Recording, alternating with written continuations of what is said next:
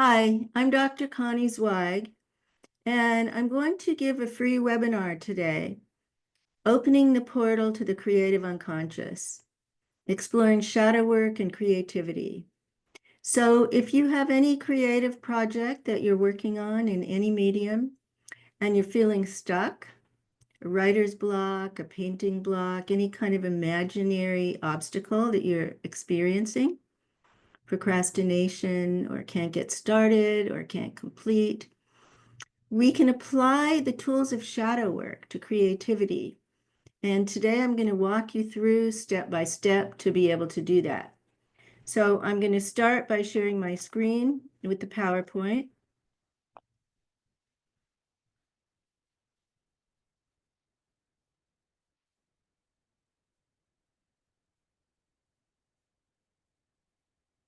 And my intention with you is to begin a process in which you can approach the shadow or the imaginal realm, or what I call the creative unconscious, a bit differently and explore it differently with less fear and reluctance and more curiosity and openness. And so you're going to leave here with two tools: shadow work, which needs to be a continuing practice, and a visualization to meet the muse, which you can use at any time. So let's open with this question. What is the boundary between the familiar, known world of ego and the unfamiliar, unknown, even incomprehensible world of the unconscious? What holds that boundary in place? What makes it porous, even to transport, even for a moment? Those of us who are students of Carl Jung know that he spent a lifetime using dreams and active imagination to cross this boundary, to move from the known to the unknown world and back again, like an intrepid explorer leaving us traces of his footprints. And we've read the mythic tales of guides to the underworld: Hermes, Ariadne, Virgil, and more. And we know artists use images to bring the hidden world into view. And others deconstruct images in an attempt to glimpse what lies behind or beneath them. Writers use story to constellate an obscure reality. Poets use metaphor, musicians use melody, filmmakers use mythic story structure. And all of them have the power to open us to a larger reality, an archetypal source. As these bridges appear connecting the inner world and the outer world, we can become more familiar with traveling on them and begin to live a creative life. A life that's both receptive to the promptings from within and responsive to them. A life that's attentive to the psyche and co-creating with it. And this collaboration between the conscious mind and the personal unconscious, or shadow, is required to live a creative life. But when we enter this inner realm again and again, we may find ourselves living on the other side of the boundary for a moment, outside of conventional society, connecting to something mysterious, something larger than ourselves, something that most other people on this side of the boundary know nothing about. Jung left us footprints in the recently translated Red Book and Black Books. And we see there that to approach the threshold of the imagination or the creative unconscious is a revolutionary act. We live in an extroverted thinking culture. And for many extroverts, the turn within, the turn from rationality to imagination, can feel dangerous. Think about all those artists who went insane, we're told. All the people who call that time being self-absorbed. The critics who shame those who never made a commercial success. The others who say he just daydreams. She's lost in her music, pathologizing the natural introversion of many. The sea of internal archetypes, images, memories, intuitions, and values that inform our creativity is what Jung called the psyche, the personal unconscious, embedded in the larger collective unconscious. To cross the threshold, to enter this mysterious world, is to enter everything, the vast expanse of prima materia from which everything arises. So what do we risk by approaching the forbidden world? Or conversely, what do we risk by avoiding it, even denying its existence? What is the shadow? Many of you listening will have some ideas about this.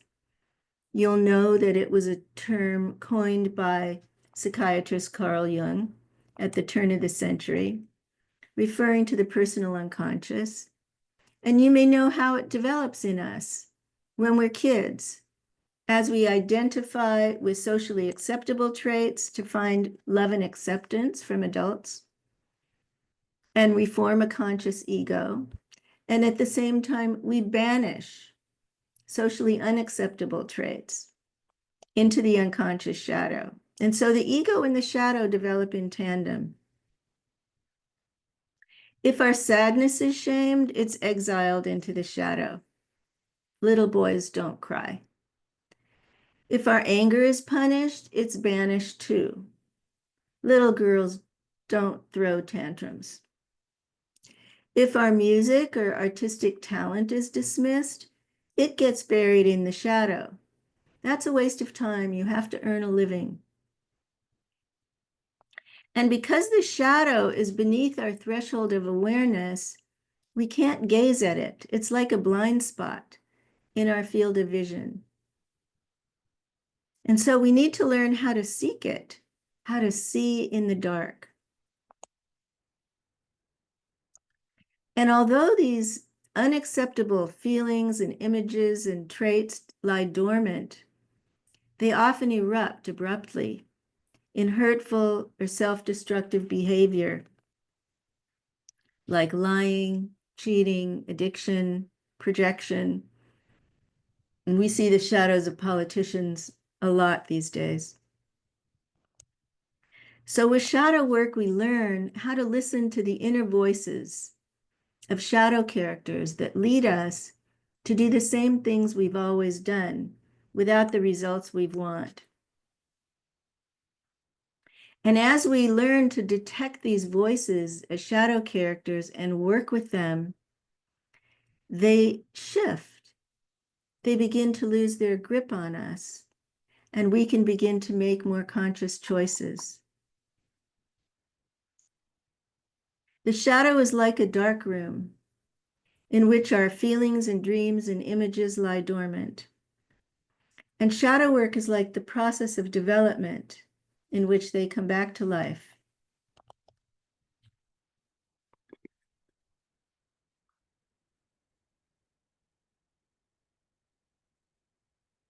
As most of you know, I've written 4 books on the shadow. As a therapist for 30 years, I guided people to look more deeply into their interior worlds with shadow work. What led me to follow Jung's footsteps into this territory? In my first analysis, I realized that by staying with my ego mind's conscious awareness, I was living in a narrow bandwidth, enjoying intellectual pursuits, but avoiding anything beneath conscious awareness, continuing unknowingly to banish unwanted thoughts and feelings into the shadow. And yet I observed from time to time that they erupted into my awareness and sabotaged my behavior, sometimes leaving me feeling embarrassed or regretful. As I explored my dreams, I began to see that the unconscious holds not only those thoughts and feelings and images that are deemed dark by the ego, it also holds our rejected talents and gifts and dreams. The creative unconscious, as I'm calling it here, is our source of imagination, inspiration, and creativity. And as those talents and dreams get stuffed away, they create the unlived life. They could be athletic gifts. They could be artistic gifts. They could be feelings, all of which are deemed inappropriate or unacceptable by a family. And so if our talents and gifts are not valued, they get stuffed into the shadow. And the result is that our spontaneous creativity can't pierce the boundary and arise naturally from the psyche. Instead, those inspirations and hunches and images sink back into the unconscious.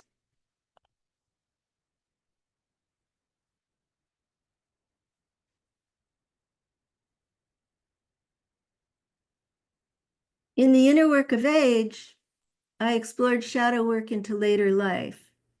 Let me say something about creativity and aging. The link between the creative imagination and aging is complex. It urges us to ask, what is possible in late life? Not what is impossible due to limits, not what is possible despite aging, but what is possible because of it?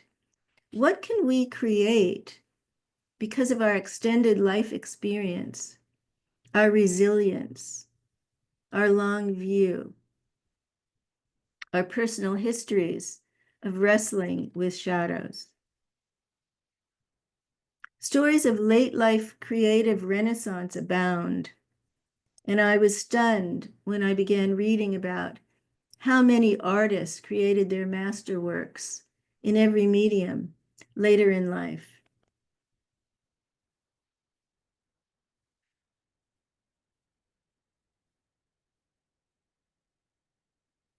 So according to creativity research, there's a universal pattern to the process that we could call the archetype of creativity.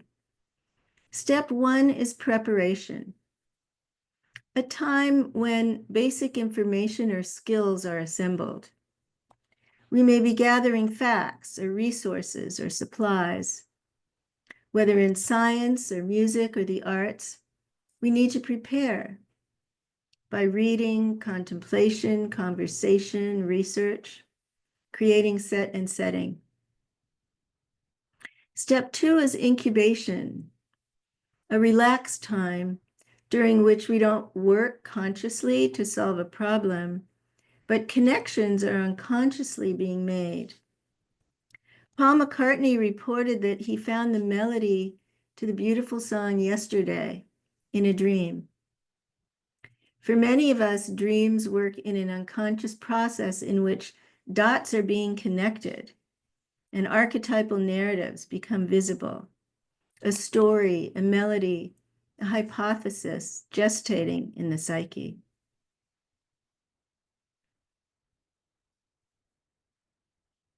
Einstein called this confirmatory play. He said that his best scientific insights arose on his breaks from violin practice, which suggests that immersion in nonverbal, non-logical brain regions is helpful before logical concepts emerge. Robert Louis Stevenson said little helpers from his unconscious wrote The Strange Case of Dr. Jekyll and Mr. Hyde while he slept. In science, the renowned physicist Niels Bohr dreamt of a planetary system that led him to the model of the atomic structure. So you can see that the ego is not in charge. The shadow, the creative unconscious, is integrating vast amounts of information and digesting it into patterns, a work of art, or a breakthrough insight. Step 3, inspiration, the eureka moment, when a person in a creative impasse suddenly sees the solution. And it happens quickly with the experience of a positive feeling, and it's convincing to the experiencer.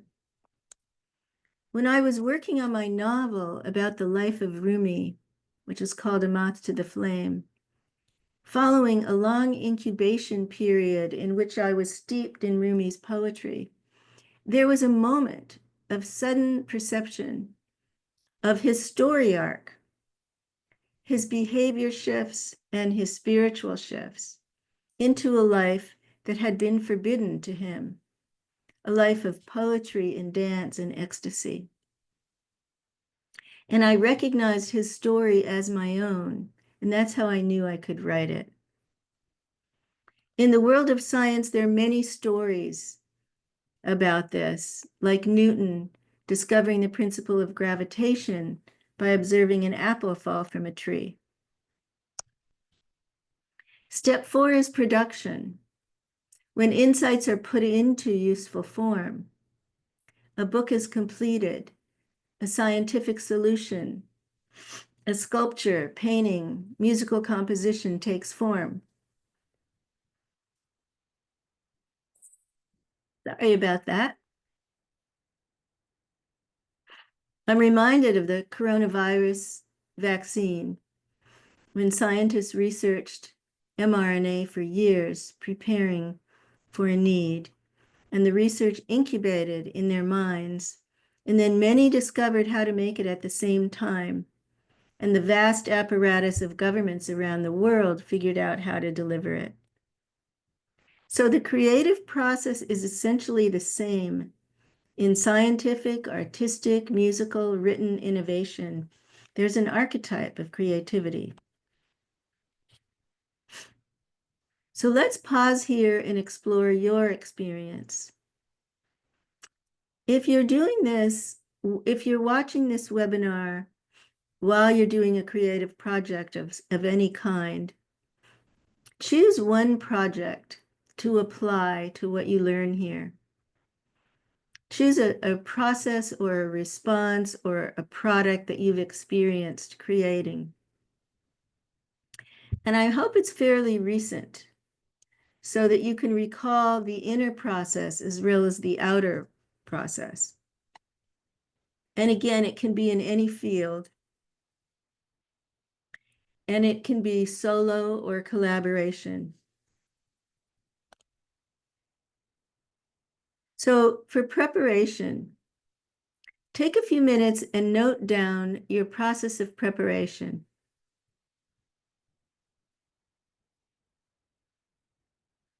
And try to stay just with that. I'm going to move through this quickly, but you can stop the slides, you can stop the presentation and take your time, take all the time you need. So what is your experience of preparing? And what is your experience of incubation?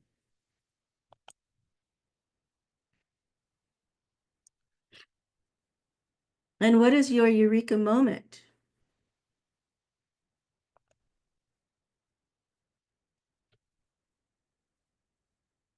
And what is your experience of bringing it into form?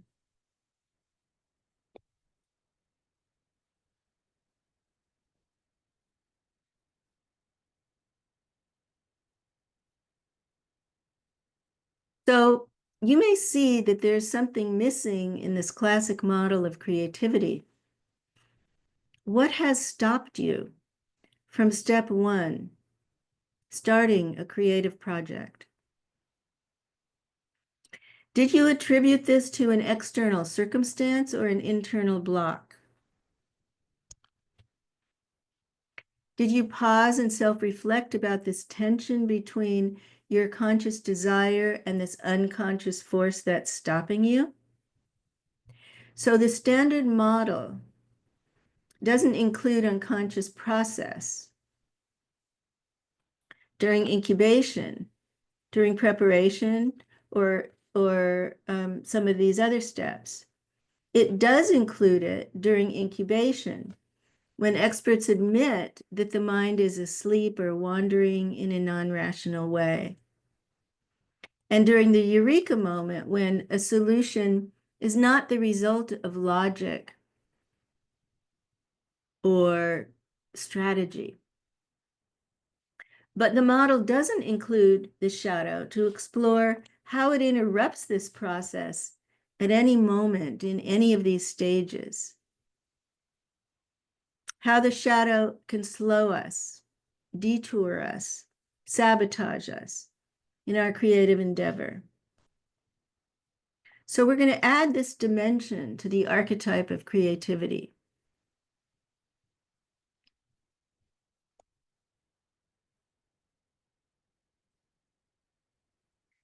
Some part of us doesn't want to begin the creative project. Another part of us doesn't want to complete it. Some part of us feels anxious or ashamed about even dreaming of a creative accomplishment. And another part feels rushed and pushed from within. Some part of us wants fame and fortune, and another wants to hide. Maybe you're familiar with these conflicting feelings in the arena of love or work, but maybe they feel vague and abstract. With shadow work, we can learn to personify these abstract feelings, turning them into very specific figures by identifying their voices and feelings and sensations. It turns out that each shadow character has 3 dimensions that always repeat. They're always identical when that shadow part erupts. As we begin to become aware of this, we can give it an image, a face, a body, a symbol, and give it a name. The boss, the critic, the bad daughter, the procrastinator, the perfectionist, not good enough, saboteur, avoider. And in this way, we can learn to recognize them as they arrive, so that a vague, barely conscious part of us that's fleeting and intangible emerges to become a familiar, identifiable figure in our conscious awareness. That's the promise of creative shadow work. And we can choose time and again whether to obey it or not during our creative project. So we're going to look at each stage in relation to the shadow. Step 1, preparation. Taking action to gather the skills that you need and readying your state of mind to approach the threshold. An unconscious figure can sabotage your intentions right here off the bat. Many people feel resistance or reluctance at the start of a project. Their inner dialogue may be, I can't do this. I don't have the ability. I don't have the time. I don't have the support. I can't afford it. Have you ever heard this voice in your mind? This is a voice of a shadow character blocking your conscious intention. When you start to imagine the project, your shadow says no. It's as if you're moving in one direction and this perpendicular roadblock appears. How did you respond? If you obey the shadow voice, preparation stops. This unconscious part of you has a different agenda, and it sabotages the forward movement. For many people, this creative saboteur is an inner critic that may stem from a negative parental message, a teacher's message, or another source. You're too big for your britches. Who do you think you are? Art is a waste of time. Music is a waste of time. You're not smart enough or talented enough. So if this is your guardian at the gate, if this is the saboteur stopping you from crossing the threshold, make some notes now about preparation and the shadow.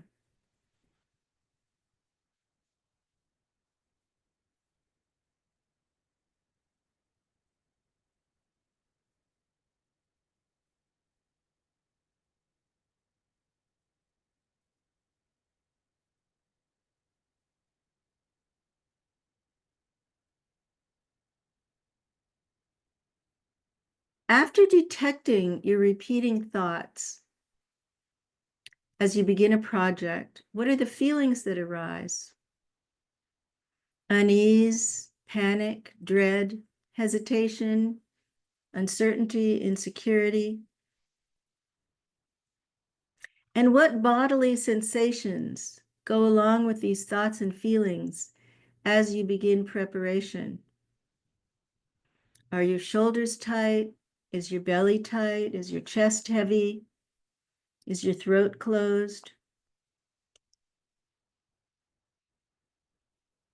Now imagine these thoughts and feelings and sensations as an inner figure with an inner voice and feelings and sensations.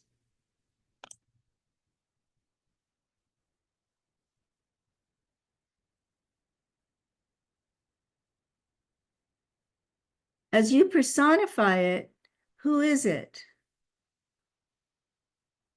Give it an image. What does it look like? And give it a name. And jot it down.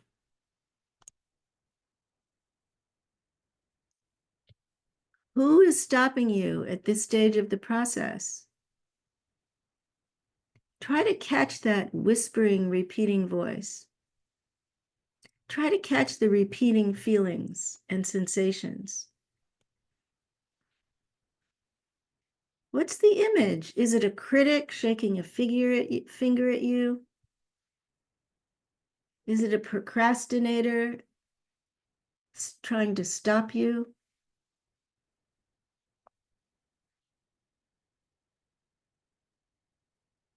So you're meeting a shadow figure in the preparation stage. And when you listen to it, what are the consequences?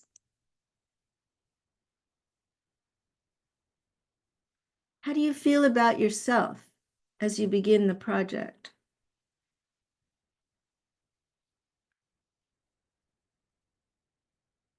Can you romance this shadow character? That is, bring it into awareness by personifying it, and begin again by not obeying it.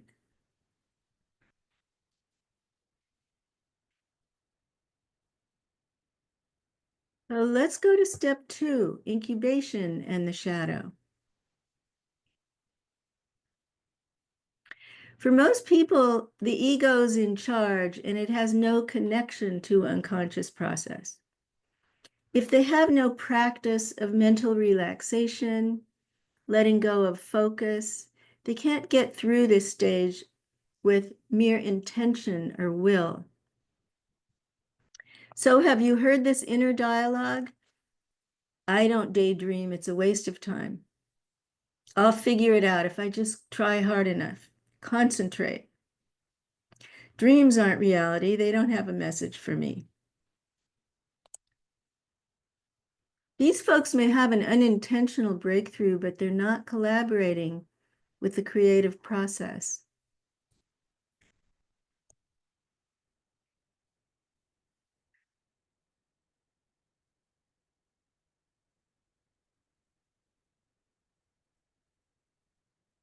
So notice that inner dialogue. Notice the feelings that go with it. Maybe you're restless or anxious. Maybe you're distracted or bored. And notice the sensations. You can't settle down. And give a name and an image to this shadow. You could call it the scientist or the skeptic or the denier. And step 3 is inspiration. Imagine how many millions of people have had a clear insight or eureka moment that could have changed the world, but denied it or shut it down. Perhaps they heard a shadow figure dismiss it, saying, that doesn't matter. It won't make any difference. The problem is too big. No one will care. So inspiration can't be forced. It comes at unexpected moments when we're not seeking it, in the shower, or while we're walking or meditating. I recently watched a documentary on the old 1980s singing group, the Bee Gees, which had interviews with many musicians, and they all described how songs came through them as if out of the air. The melody and the lyrics arrive spontaneously if they open themselves to the source. So inspiration can't be manipulated, but it can be denied.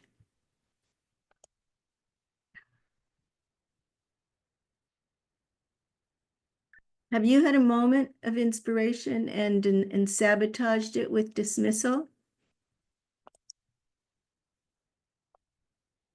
What did you say to yourself? It doesn't matter. Nobody will care. What were the feelings that went with that and the sensations that went with that? And who is the shadow character that shut down your inspiration?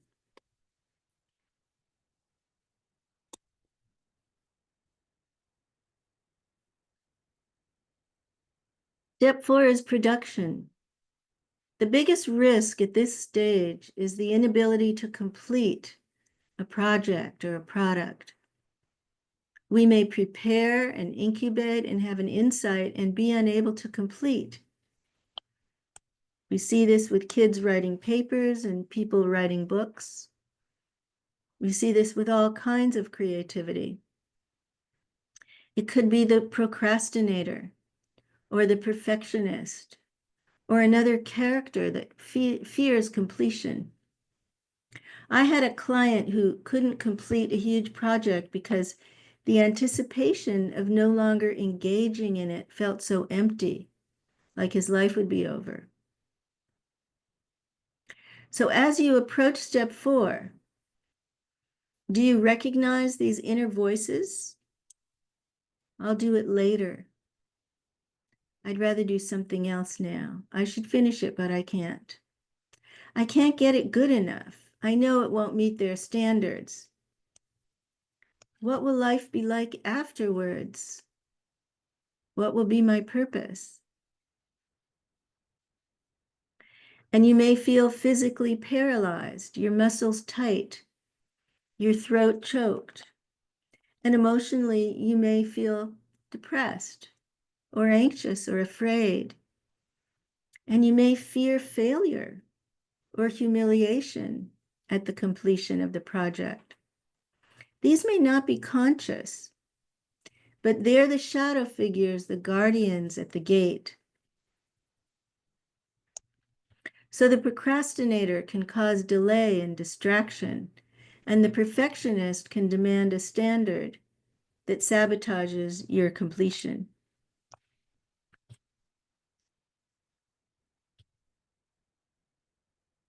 What is your inner dialogue for production? What are the feelings and sensations that go with those thoughts? Give them a name and an image. Who's your shadow character?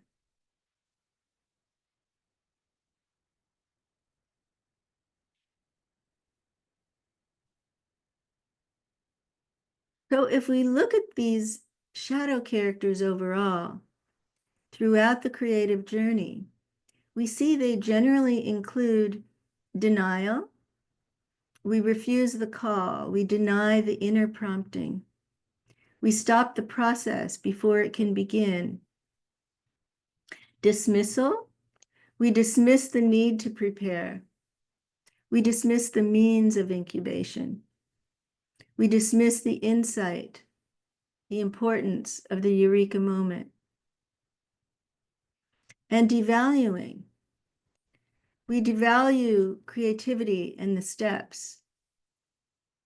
We can't move forward with preparation. We devalue the link to the unconscious in incubation. We devalue the finding of the eureka moment. And in the end, we devalue the product, not beautiful enough or breakthrough enough. And the result is the process stops at any of the steps, because if the shadow wins, it stops us from stepping into the unknown and exploring the creative unconscious. So with shadow work, we practice identifying the 3 cues, thoughts, feelings, and sensations, and personifying them into a shadow figure to make the unconscious conscious. And we allow them to move aside so the portal can open to the creative unconscious. So let's review. The nature of the shadow is to hide, to remain outside of awareness. And it acts out in all these ways I've described to sabotage our creativity or our relationships, our communication, addiction, our moods. It sabotages us in so many ways. So we need to learn to catch a glimpse of it when it appears. And then we can romance it or coax it out into awareness. And then it will recede again behind the curtain. And with patience, we invite it out into the light. And this process of slowly bringing the shadow into awareness, forgetting and remembering it again, is the nature of shadow work. So in the context of creativity, you can begin to notice where the shadow is sabotaging your process.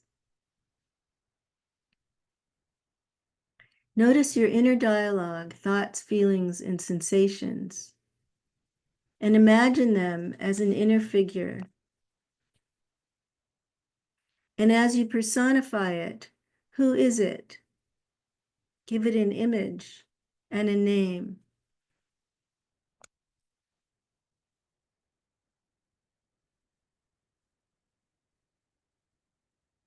And as you meet the procrastinator, the critic, the perfectionist, the avoider, the distractor, what are the consequences if you obey it? And instead, can you romance it? Complete your project and feel good about not following the shadow character.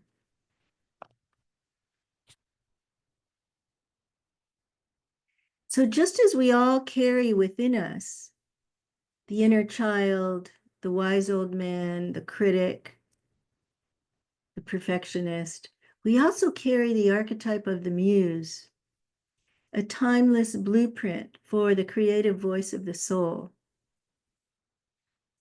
In Greek mythology, the 9 muses are deities of inspiration who connect us to the creative unconscious. And each had her own domain. The muses of poetry, music, comedy, tragedy, history, dance. The muse may appear within us in other images, depending on our culture, gender, ethnicity, age. It may be young and innocent or ancient and wise. dark as night or light as the moon, our own gender or another, arising in our own culture or from a foreign land. In each image, the muse connects us to the creative unconscious, the source of imagination. And to live a creative life, we want to learn to attune to her or him to guide us in our approach to the threshold.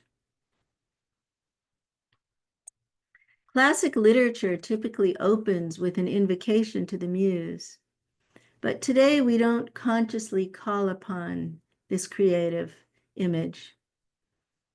In New Orleans, there are streets named for the muses, but we see that it's embedded in our contemporary music, in our contemporary language with words like music, museum, musing on something, amuse ourselves.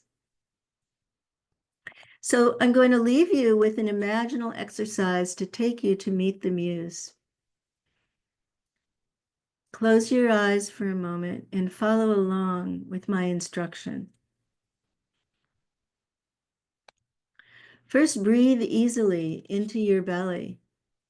Drop down from your chest into your belly and allow your mind and body to relax.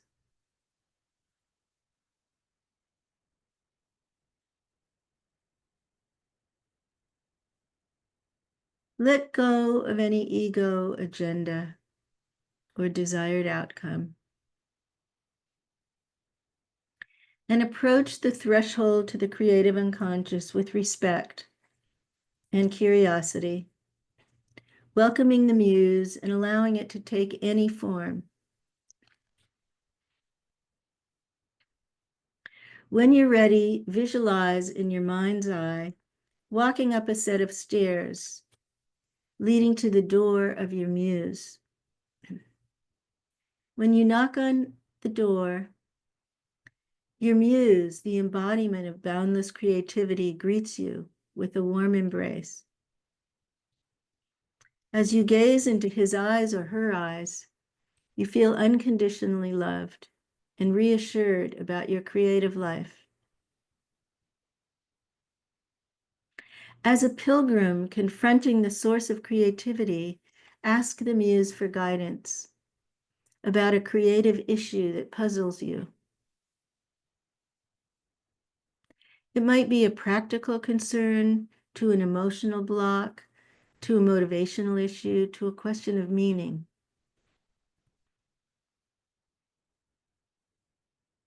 After posing your question, remain in a state of receptivity, allowing an answer to arise as a sign, a symbol, an inner sense of knowing.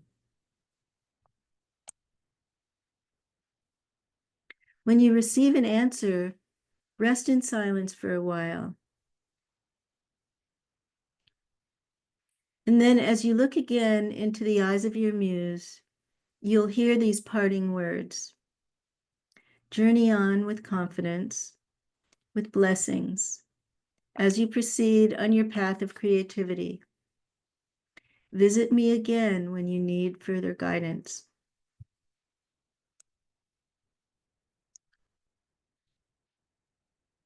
With deep gratitude, take leave of your muse and walk down the stairs to depart. Take a few breaths, sitting quietly, and then slowly open your eyes and return to the waking state. Record your impressions. Who appeared to you? Why this particular form of the muse?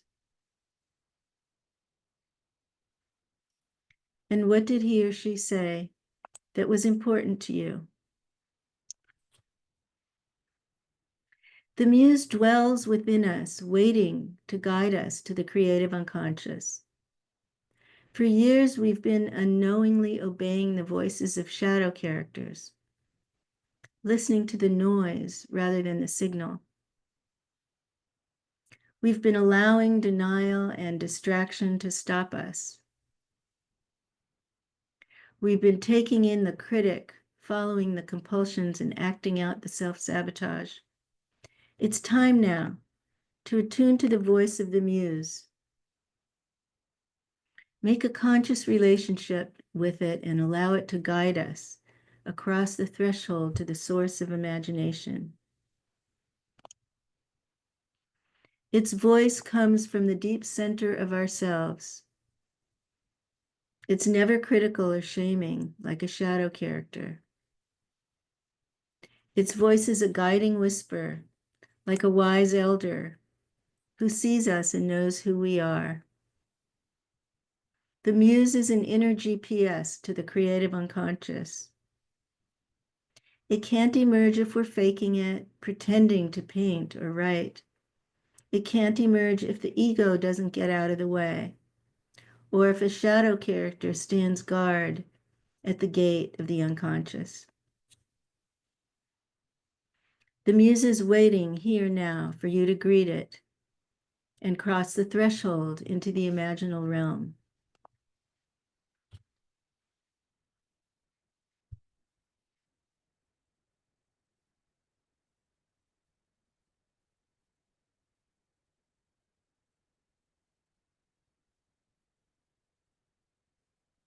So for many of us,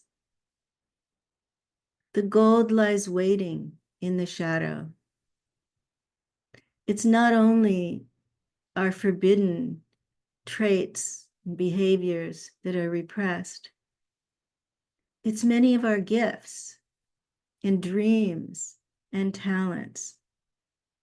What is there for you to do now that only you can do?